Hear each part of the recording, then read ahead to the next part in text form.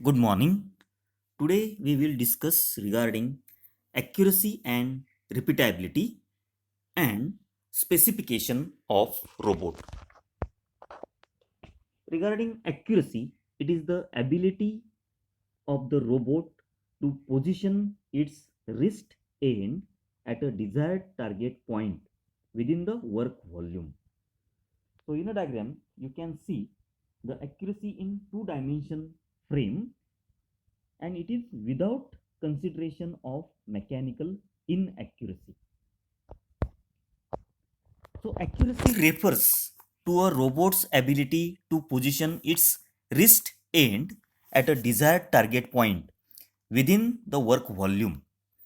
The accuracy of a robot can be defined in terms of spatial resolution because the ability to achieve a given target point depends on how closely the robot can define the control increments of each of its joint motions. In fact, the mechanical inaccuracies would affect the ability to reach the target position. Accordingly, we define the robot's accuracy to be one half of its spatial resolution. So you can see the diagram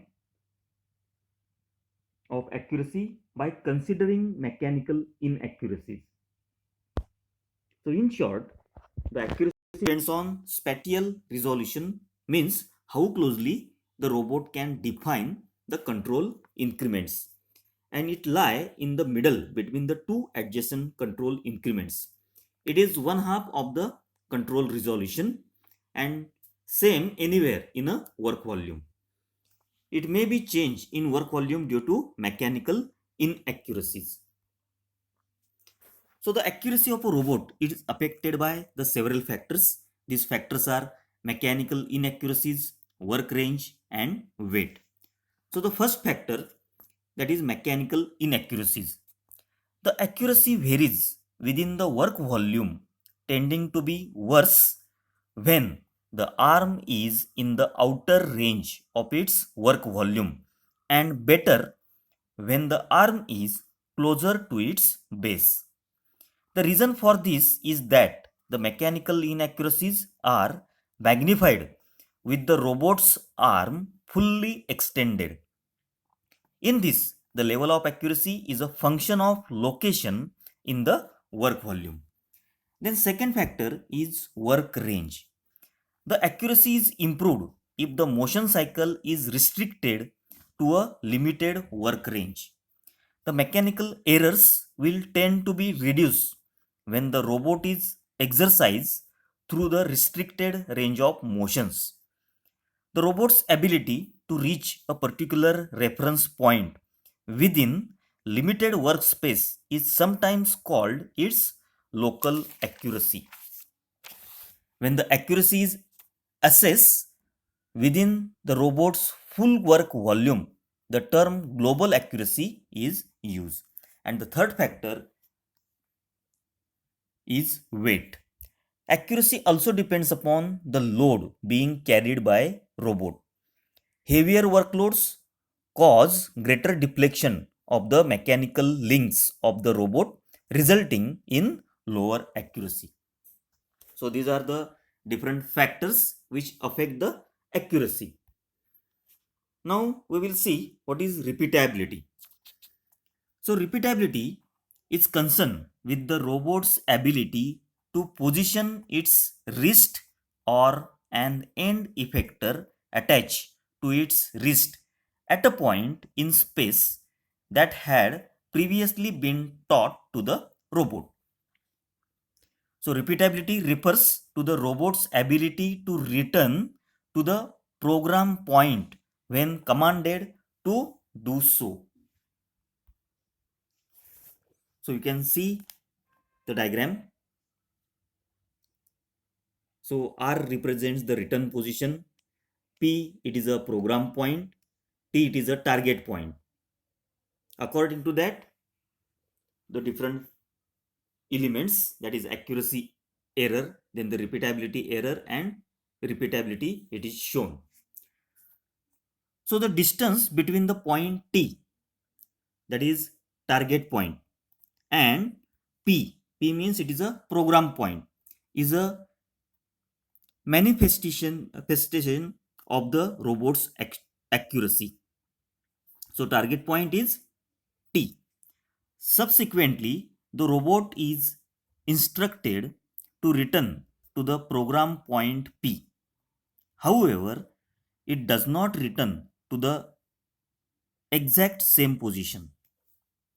Instead, it returns to the position R.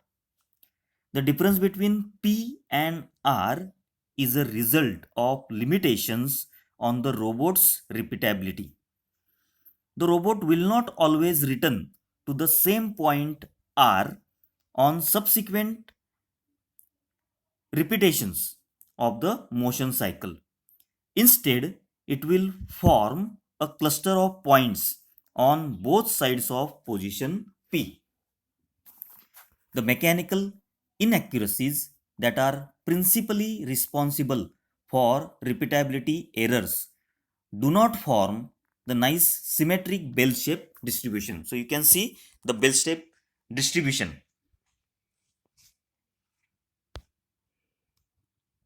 So another diagram for the repeatability that is shown. This is the example of representation of resolution, accuracy, and repeatability of the robotic arm.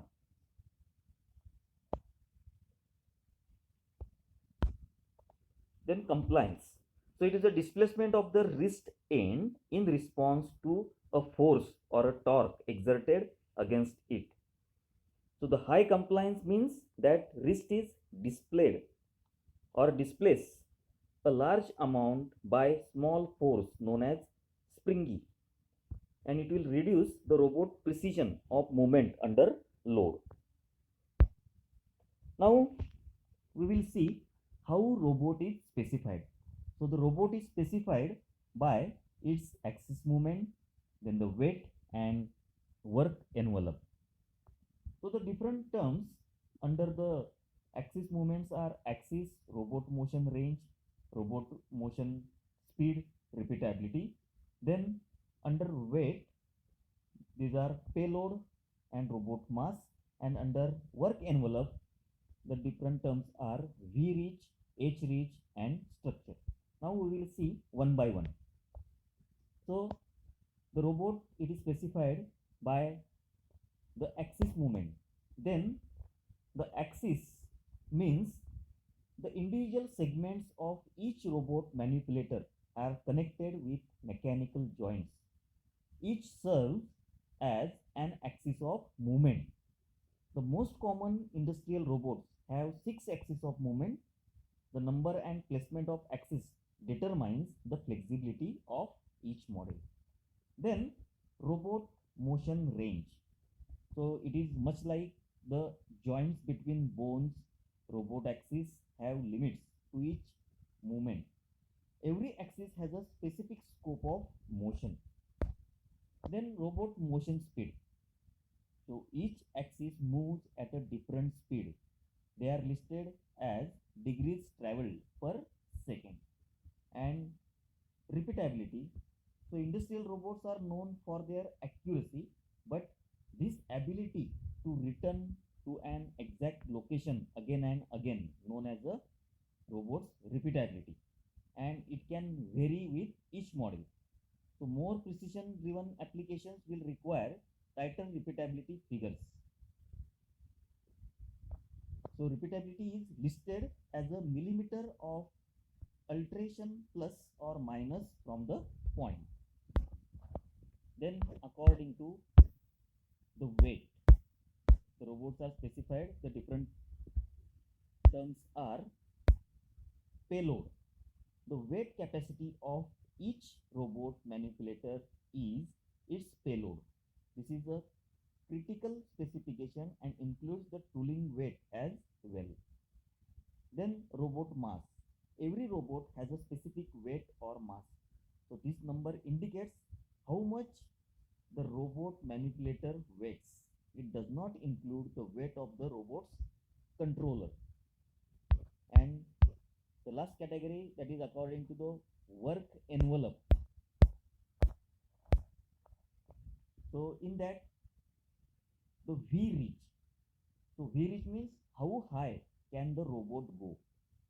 A robot's vertical reach specification refers to the height of the robot when it extends upwards from the base. That is called the V reach.